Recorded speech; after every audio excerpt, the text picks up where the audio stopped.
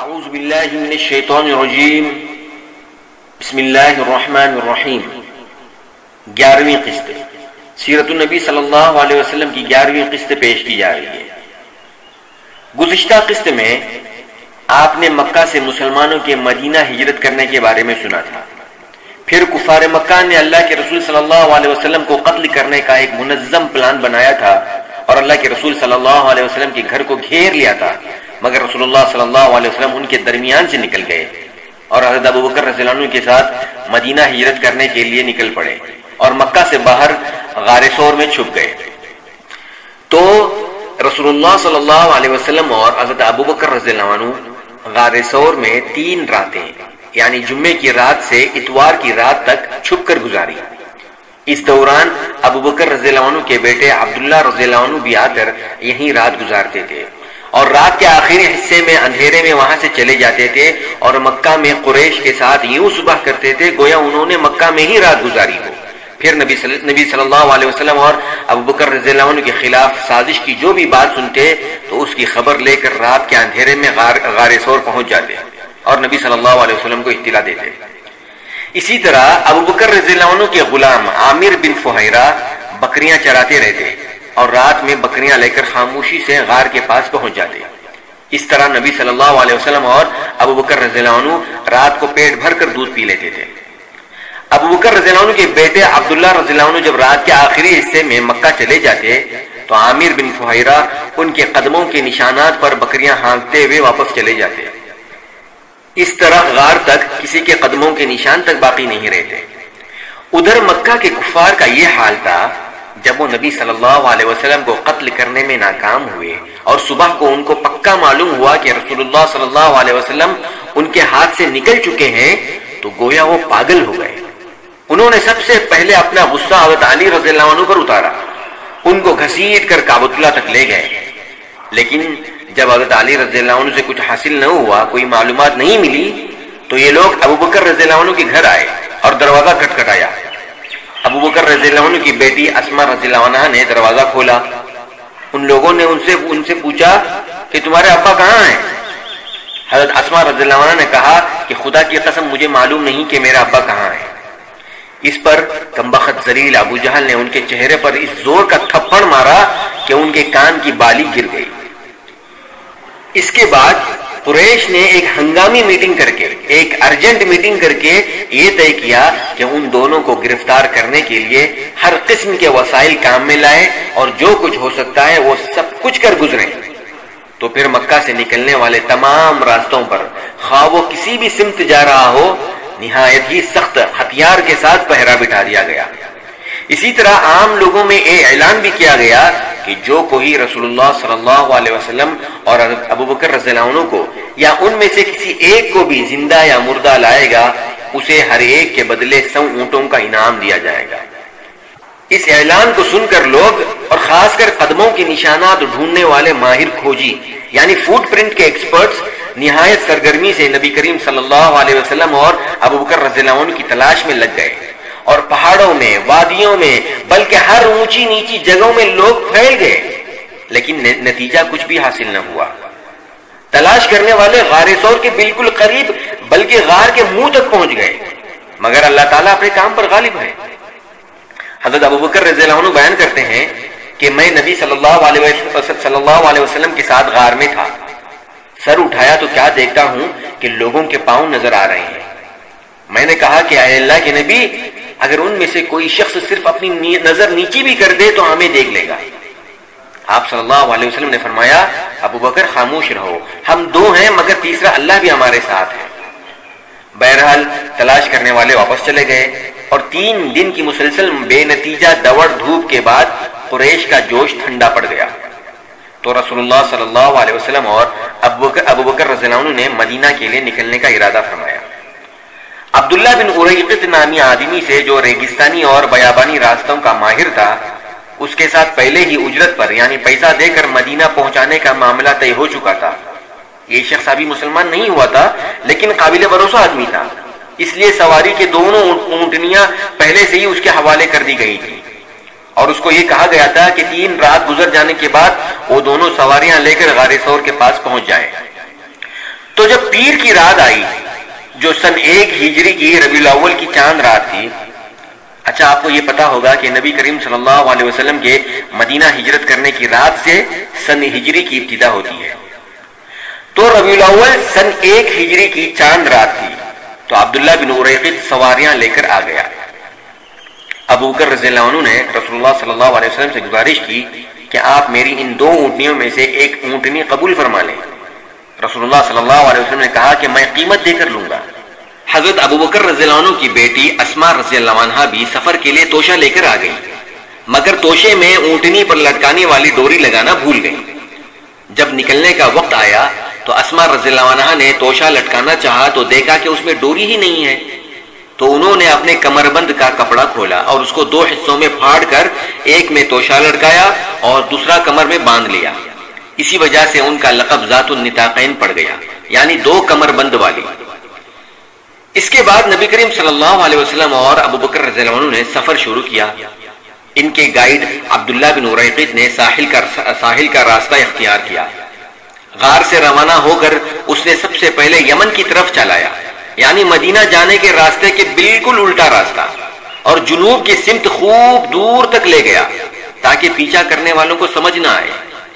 پھر عام راستوں سے ہٹ کر مختلف راستوں سے ہوتے ہوئے آخرکار قبا جو کہ مدینہ کا علاقہ ہے وہاں پہنچ گئے اور آپ صلی اللہ علیہ وسلم وہاں سے مدینے میں داخل ہو گئے. اب مکے سے مدینے کے راستے میں پیش آنے والے 1-2 واقعات بھی سنتے ہیں. اس سفر میں آپ صلی اللہ علیہ وسلم کا گزر ام معبد خزاعیہ کے خیمے سے ہوا. یہ ایک نمایاں صحت مند اور توانا خاتون تھی. ہاتھوں میں گھٹنے ڈالے خیمے کے صحن میں بیٹھے رہتی اور آنے جانے والے لوگوں کو کھلاتی پلاتی رہتی. آپ صلی اللہ علیہ وسلم نے ان سے پوچھا کہ تمہارے پاس کچھ ہے؟ بولی بخدا ہمارے پاس کچھ ہوتا تو آپ لوگوں کی میزبانی میں تنگی نہ ہوتی. بکریاں بھی چرنے کے لیے دور گئی ہوئی ہیں. یہ قحط سالی کا زمانہ تھا. رسول اللہ صلی اللہ علیہ وسلم نے دیکھا کہ اس کے خیمے کے ایک گوشے میں ایک بکری ہے. فرمایا ام معبد یہ کیسی بکری ہے؟ بولی اسے کمزوری نے ریوڑ سے پیچھے چھوڑ رکھا ہے، یعنی کمزوری کی وجہ سے چرنے بھی نہیں گئی ہے. آپ صلی اللہ علیہ وسلم نے پوچھا کہ کیا اس میں کچھ دودھ ہے؟ ام معبد بولی وہ بہت کمزور ہے، دودھ کہاں سے اس میں ہوگا؟ آپ صلی اللہ علیہ وسلم نے فرمایا مجھے اس کا دودھ دوہنے کی اجازت دو. تو ام معبد بولی اگر تمہیں اس میں دودھ دکھائی دے رہا ہے تو ضرور دوہ لو. اس گفتگو کے بعد رسول اللہ صلی اللہ علیہ وسلم نے اس بکری کے تھن پر ہاتھ پھیرا، بسم اللہ پڑھ کر دعا کی. بکری نے پاؤں پھیلا دیے، تھن میں دودھ بھرپور اتر آیا.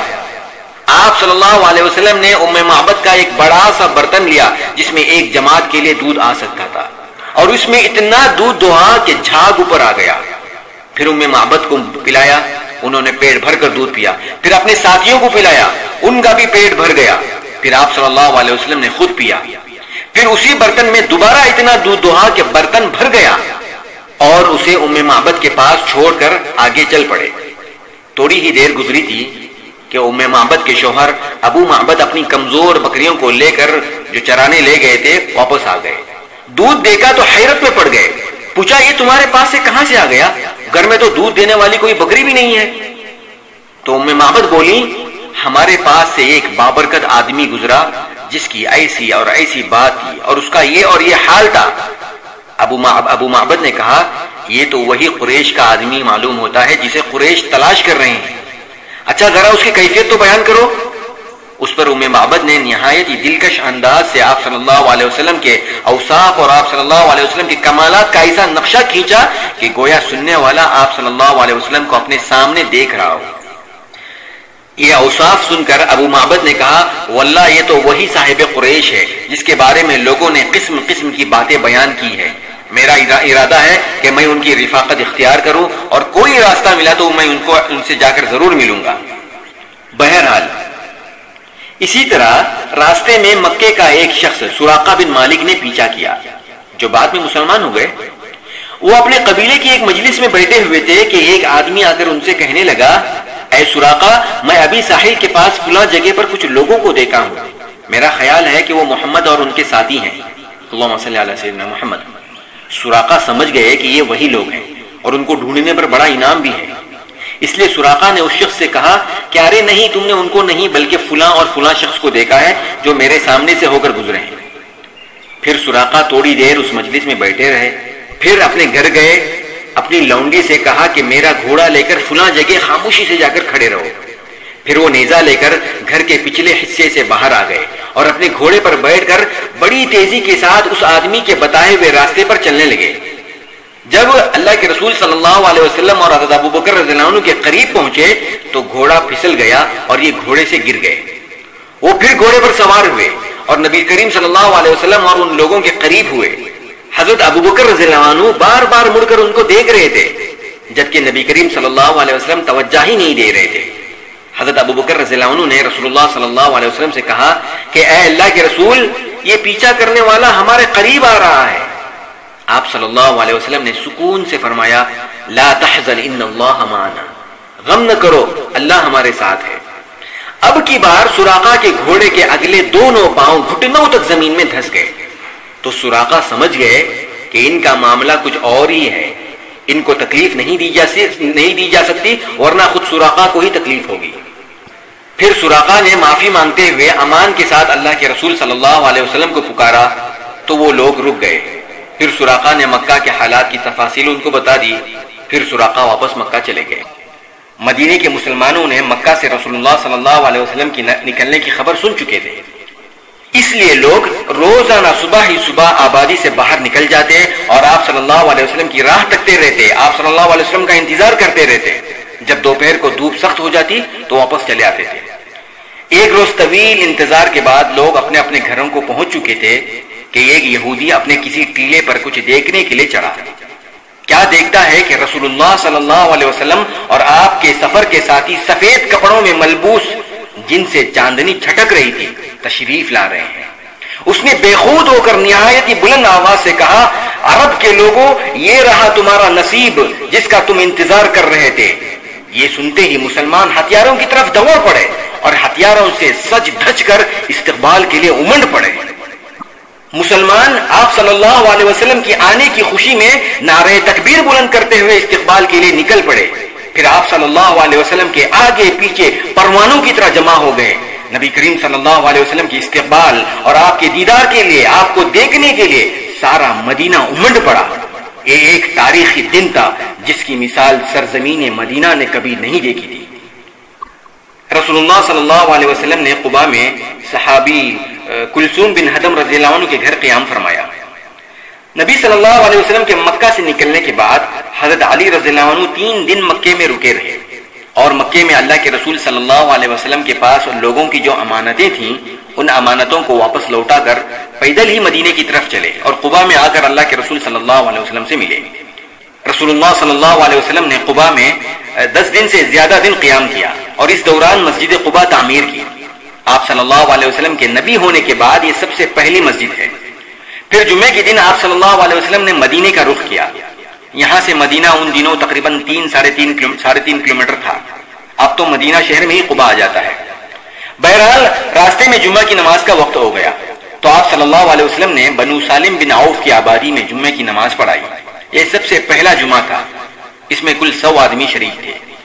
جمعے کے بعد نبی کریم صلی اللہ علیہ وسلم مدینہ تشریف لے گئے۔ اسی دن سے اس شہر کا نام یثرب کے بجائے مدینۃ الرسول یعنی رسول کا شہر پڑ گیا، جسے مختصراً مدینہ کہا جاتا ہے۔ یہ ایک بہت ہی خوبصورت، روشن اور تابناک دن تھا۔ مدینے کی گلی کوچے اللہ کی بڑائی اور اللہ کی شکر کے کلمات سے گونج رہے تھے اور وہاں کی پیاری پیاری مسلمان بچیاں خوشی و مسرت سے یہ اشعار پڑھتی ہر طرف نظر آ رہی تھیں۔ اشرق البدر علینا من ثنیات الوداع وجب الشکر علینا ما دعا للہ داعی ایھا المبعوث فینا جئت بالامر المطاع۔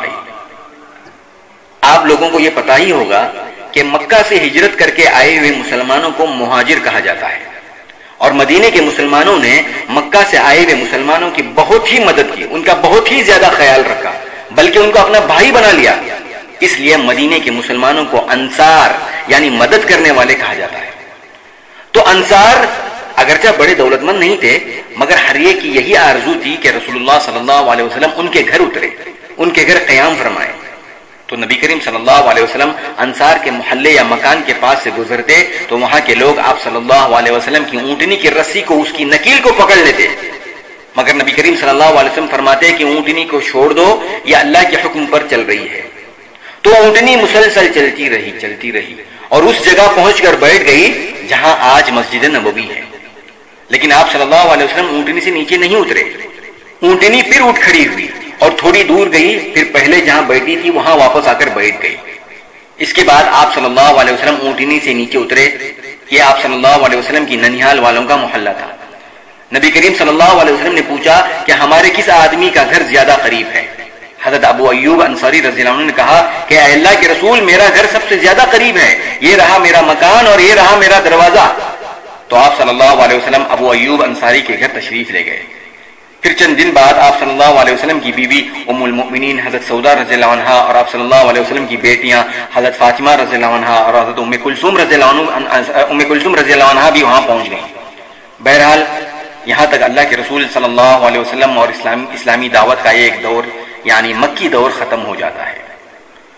انشاءاللہ اگلی قسط میں اللہ کے رسول صلی اللہ علیہ وسلم نے مدینہ کو کس طرح منظم کر دیا اور کس طرح کی اسلامی ریاست بنا دیا، اس کے بارے میں سنیں گے۔ والسلام علیکم ورحمۃ اللہ وبرکاتہ۔